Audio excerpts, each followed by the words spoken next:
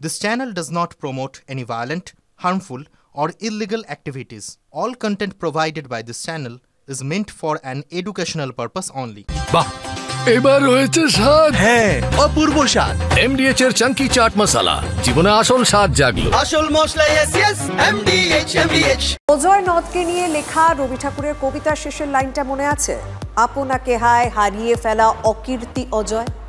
ভরা বর্ষাতেও নিয়ে যাওয়া আজকের অজয়ের প্রতি আকর্ষণ শুধু বালি লুটেরাদের। এখানে বালি মানেই টাকা, আর এই সহজ ফর্মুলায় পশ্চিম বর্ধমানের একটা অংশের অজয় এখন লুটেরাদের খপ্পরে। বর্ষায় বালি তোলা বন্ধ, কে বলবে? প্রশাসন বলে আর কিছু আছে কি?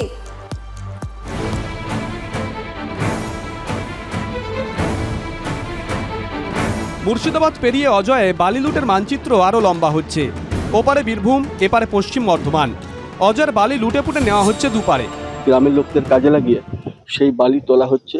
এই যে বালি তোলা হচ্ছে, এই বালি তোলার জন্য এদের কাছে কোনো বৈধ কাগজপত্র বা কোনো নথি নেই। অজয় নদের পাশে অন্যতম সরকারি বালিঘাট জামুরিয়া দরবারডাঙ্গা। সেখানে আইনকে বুড়ো আঙুল দেখিয়ে চলছে দেদার বালি লুট। বালি লোড হাতে করে, মেশিনে লোড হয় না, এখন হাতে করে লোড হয়, মানে এই জুলাই আগস্ট মাসে।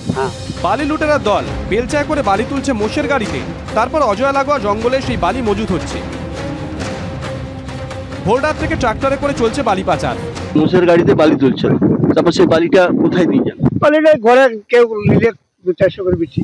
মাস কয়েক আগে বালি তোলা ও পাচারের প্রতিবাদ করে আক্রান্ত হন আসানসোলের প্রাক্তন মেয়র তথা বিজেপি নেতা জিতেন্দ্র তিওয়ারি। উল্টে তার উপরই মামলা দেওয়া হয়েছিল।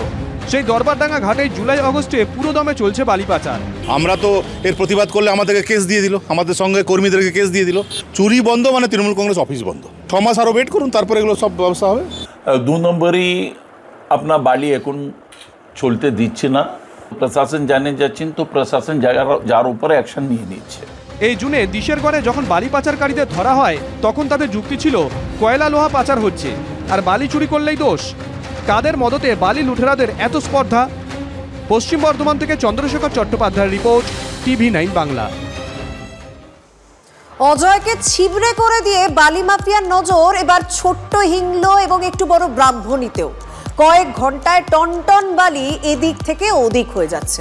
পরিচিতি অনেকটা বদলে রবি ভূম, বীরভূম এখন যেন বালি চুরির ভূমে পরিণত হয়েছে।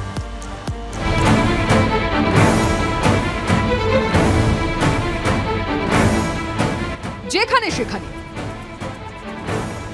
ইচ্ছে মতো যত খুশি,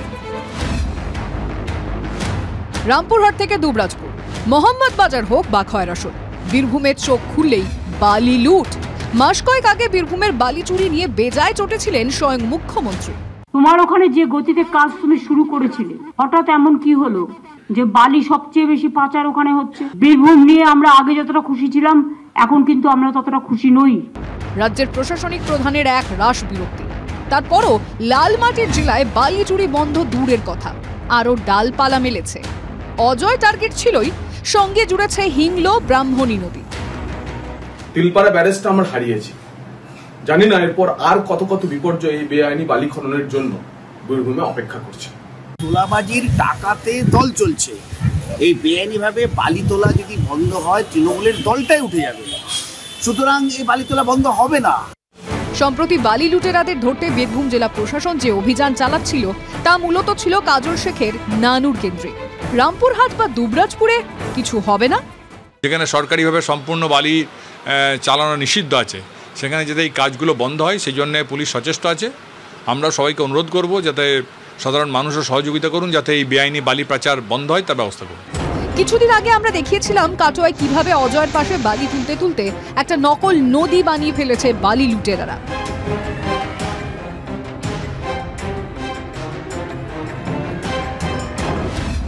বীরভূমে যেভাবে বালি লুট চলছে, তাতে ভয়ঙ্করভাবে ভাঙছে নদীর পাড়, তৈরি হচ্ছে বিরাট বিরাট গর্ত। ম্যানমেড বন্যা আর ভাঙনই কি বীরভূমের ভবিষ্যৎ? বীরভূম থেকে হিমাদ্রি মণ্ডল, TV9 বাংলা। MDH চানা মশলা। এখন ছোলা হোক বা বরবটি দানা, সাদা চানা হোক বা কালো, সব রান্নাই হবে অসাধারণ। MDH